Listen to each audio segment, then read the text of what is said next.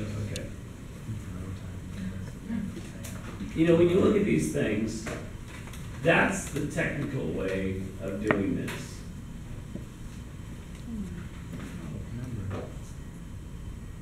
Well, that's not it, but anyway. So these kinds of things, and that, and you end up with drawings that look like this. That's what I'm trying to avoid. And the reason I'm trying to avoid it is, frankly, that's, if you guys I think the number one thing I'm probably gonna say about your cast shadow ellipses is this: make them more symmetrical. If you have them basically going in the right direction and basically symmetrical, you've got 95% of that. You know what I mean? And no one's gonna know. And frankly, in your career, if you need to do it more precisely than this, you know, than that 95%, if you need to do something like that, you're gonna be using SketchUp or Maya or, you know, something like that. And it's going to do the intense geometry for you. Okay, so I care much more about you having that 95% correctness so that you are believable. Then, you know, because honestly, if I'm, you know, what I'm trying to avoid is, if I show you guys some of these methods, let me check out some of these. Okay, it's not so much that one.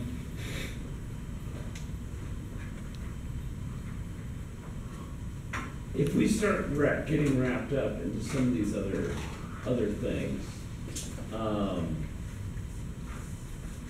where was that one that I clicked on? Oh, there it is. When you start getting into this kind of stuff, if I were to show you that, it would take an hour and a half of our class to go through that. And I don't think it's worth it, frankly. You know, I think it's a minimal benefit. So what I'm going to talk to you about today is some, what I've been trying to come up with the last 48 hours, I've been trying to come up with like this elegant way of shortcutting that, and I still haven't found one that I like. I found ones that I can do, but I can only do them because I know an awful lot about like other little shortcuts. You know, they'd be messy things to show you guys, because it wouldn't really, I don't like showing my classes stuff that requires all this background knowledge. You know what I mean? I want to show you something that you can use like that. And I haven't figured out a way of presenting it yet. I've got a couple things I am going to show you actually. So getting back to this extra credit thing. So one of the students in the other class, he went and he found something and he got it to me and he said, "Hey John, how about this?" And he showed me a perspective book that I haven't seen. And anytime that happens, you guys don't understand. I have a collection of about 25 different books on perspective dating back to like the, you know, 1700s and 1600s. Not that they're not originally from that, but they originally were written then. You know, and I have a copy of the material. So I have all this stuff. And usually when I find a book that I haven't seen before, I'll photograph it and see if I can find it on Amazon for like $1.50 out of print, or, you know, because most people don't really value these books. And so I'll add it to my library. And what'll happen is I'll get, you know, most of the stuff okay, I don't really like that. Okay, yeah, this is all the ordinary stuff. And like this thing that he showed me on Sphere, so I'm like, well, okay, he has stuff. It's not quite correct, but it's pretty good, you know. But I took the book home, he let me borrow the book, and I took the book home and I was looking at it last night. And I realized this is exactly how it normally happens. The stuff on Spheres is okay. It's laborious, and I don't really want to take you guys there. But then I'm flipping through the book, and I see he has an awesome chapter on slopes. Like, and it's like, oh, that's good. That's stuff I've only seen in a couple of books, and he even had this one thing I hadn't really ever thought about. So I'm doodling it, and I'm like, wait a minute. If you can do that, you can do this. If you can do this, then you can do that. And I have something I want to show you guys. It's really cool. That's like a stupid little trick that I learned last night while trying to go through this book. And it wasn't in the book this way. But combined with what we're doing with the ellipses, I've got a cool thing I can show you. For instance, so anyway, today can be a bit rambling if you can't already tell. So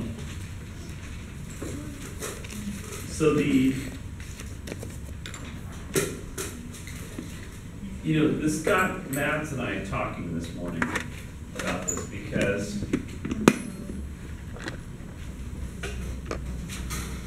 what I really care about you guys getting out of this class, what I care about you guys learning in this class, is not so much,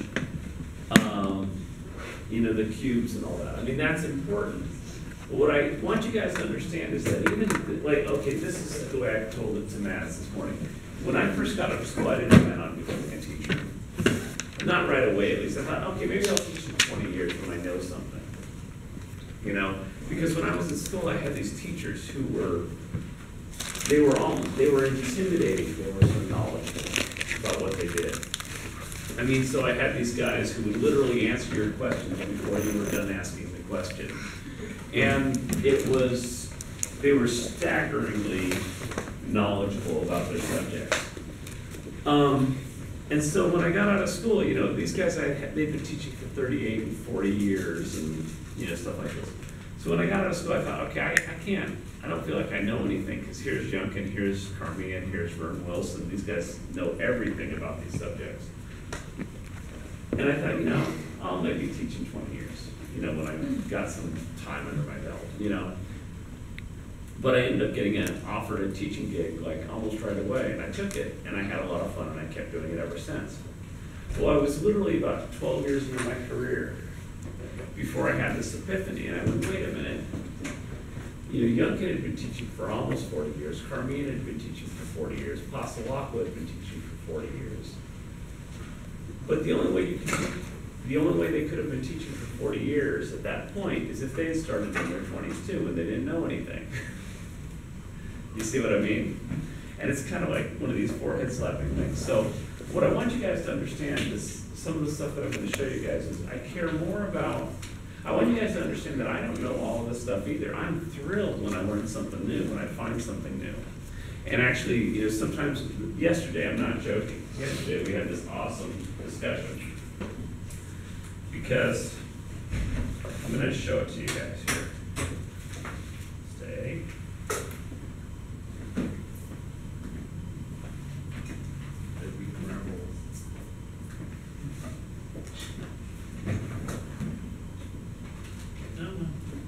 All right, I'll just hold it there.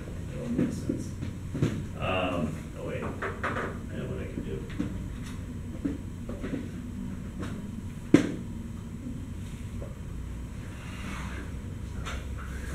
Gotta love needed erasers.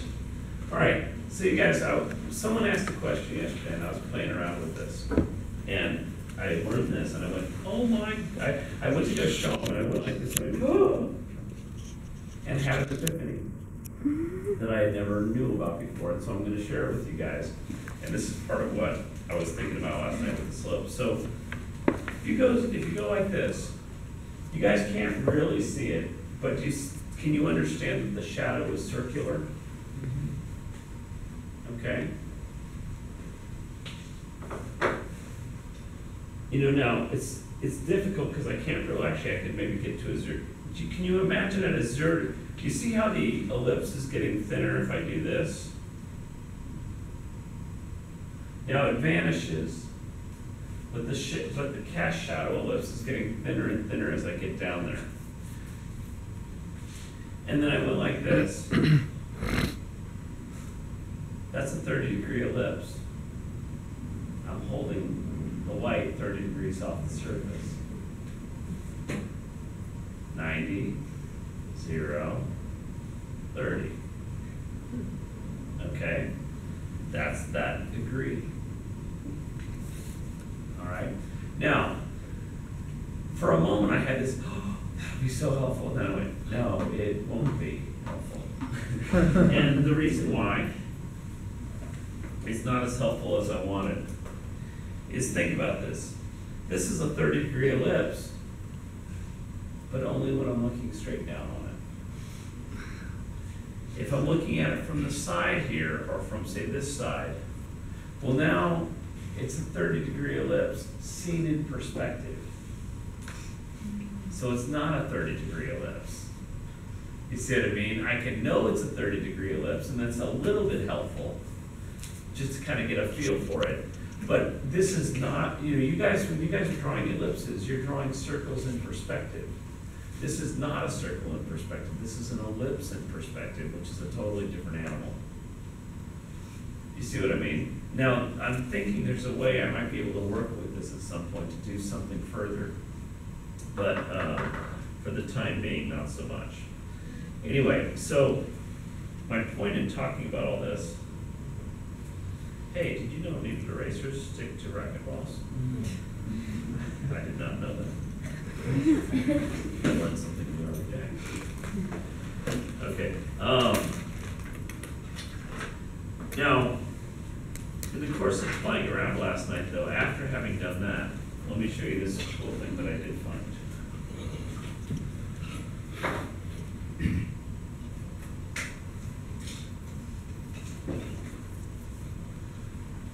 Now, you guys, at this point, should have a mechanical where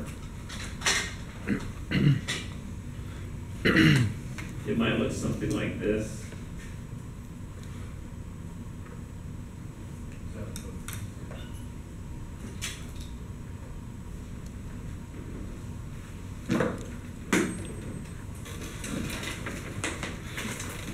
So you might have a mechanical that looks something like this.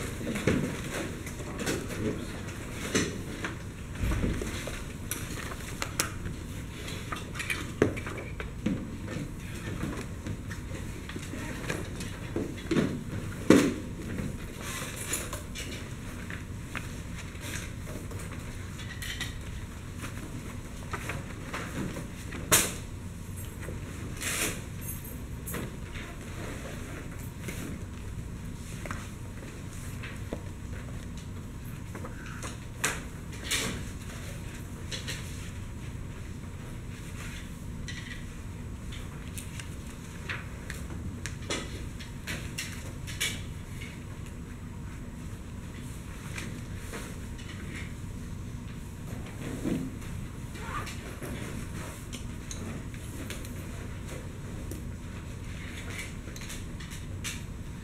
So you guys, as a starting point, you all should have done something like this, right? You guys with me? All right. Does anybody know, and actually, just to reiterate this, you guys.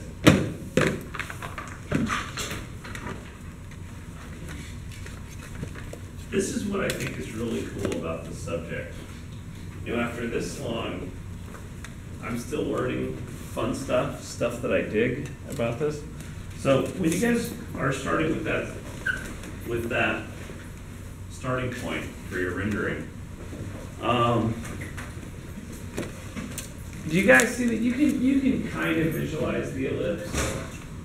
You know, and there you can probably kind of visualize, oh, it's like about a 20-degree ellipse or something like that. But do you want to know precisely what it is? Yes.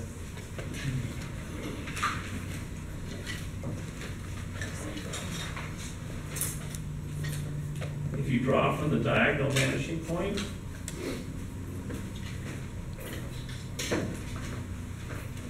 to there, take a look.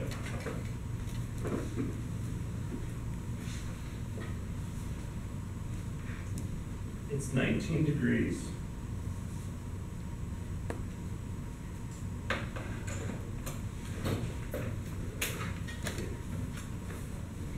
So this angle is a true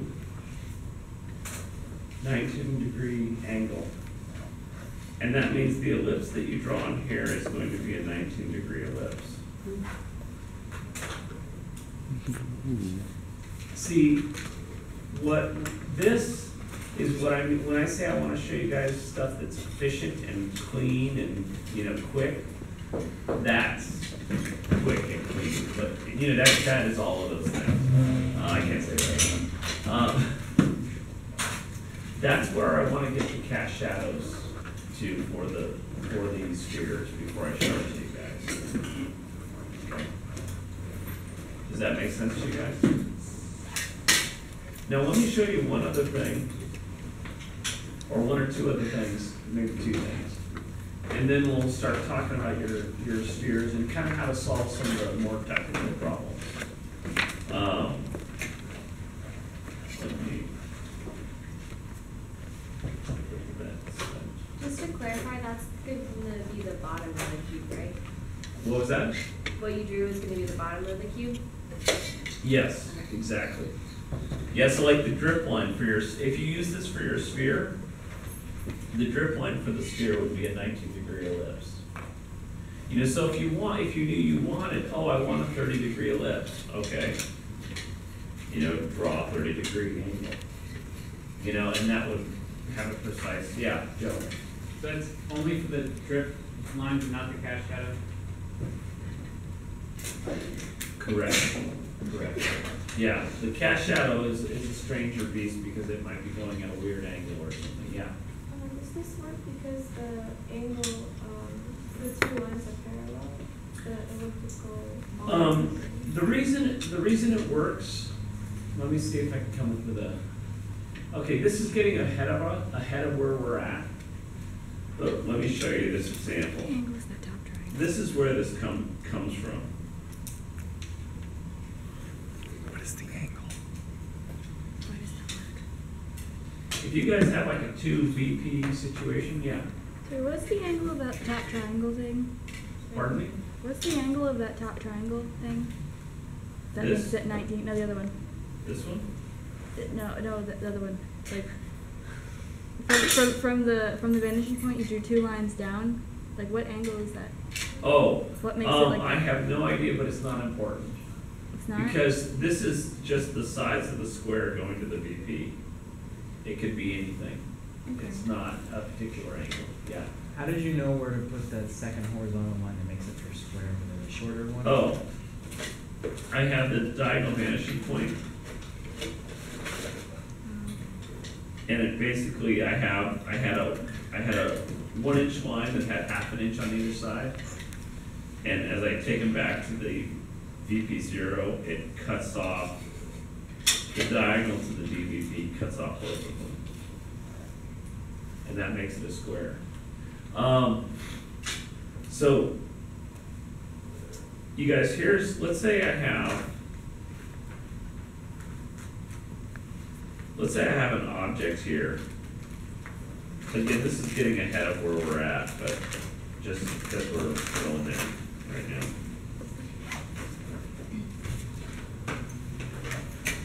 In a couple weeks, we're gonna do this.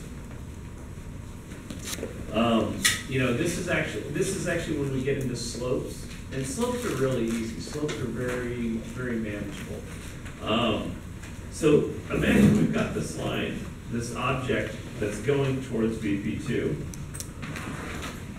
And again, don't worry, we'll explain this more at a later point, but this is why this works. Can you guys envision that measuring point 2 would be about here? You know, I sweep it up from there to there. If I wanted to, give me an angle, give me a shallow angle, Katrina, that you'd want that ramp to be. 15. 15? Okay, so you would go like this. You raise a vertical here, draw about, this is about a 30-degree angle, so that's about a 15. You draw it in true view. This is a 15-degree VP.